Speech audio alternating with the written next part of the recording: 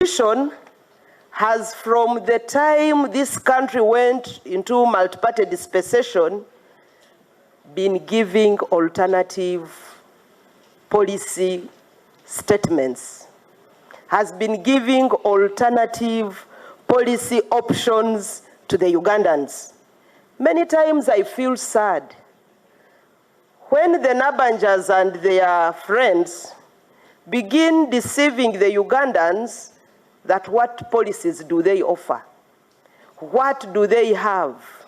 What alternatives do they offer?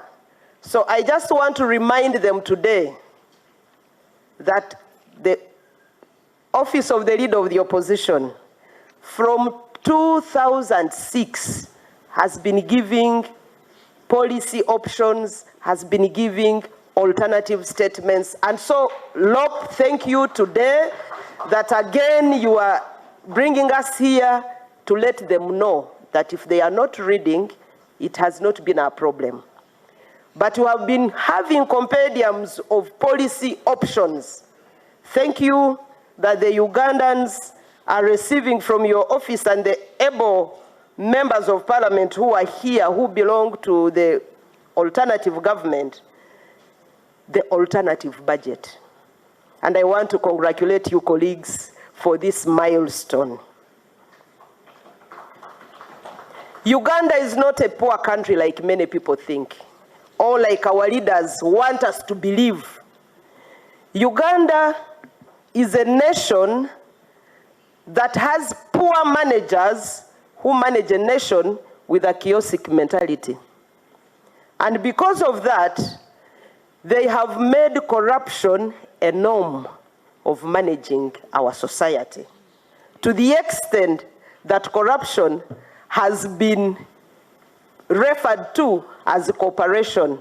And that is what the Honorable Kyagulanyi was talking about, the president of the National Unity Platform, that corruption is kind of now a way of life in Uganda. Museveni's government has institutionalized it to that extent that when you are not corrupt, actually the system is likely to weed you out. You look alien when you are not corrupt in Museveni's government. And today, leader of the opposition, with the theme that we are running for this year, we want to tell all Ugandans that together we can fight this corruption and make Uganda a better place for all of us, where people with the taxes that they pay can see services getting closer to them. And yes, I know it can happen. The Auditor General's report of 2023-2024 alluded to the fact that over 316 billion is lost in the medical field due to corruption. And this is out of expired drugs. Can you imagine a country having expired drugs when Ugandans are dying because of lack of medical supplies in the countryside? Over 316 billion going to waste because of corruption. And we know that health nations are built by health populations. And so if you can just not even be mindful enough of a population that you lead, would you really be worthy being called a leader? And I concur with what His Excellency Kyagulanyi said, that it's misrule that is bringing us the far that we have gone. And it's our responsibility to make sure that we fight the mismanagers of our nation.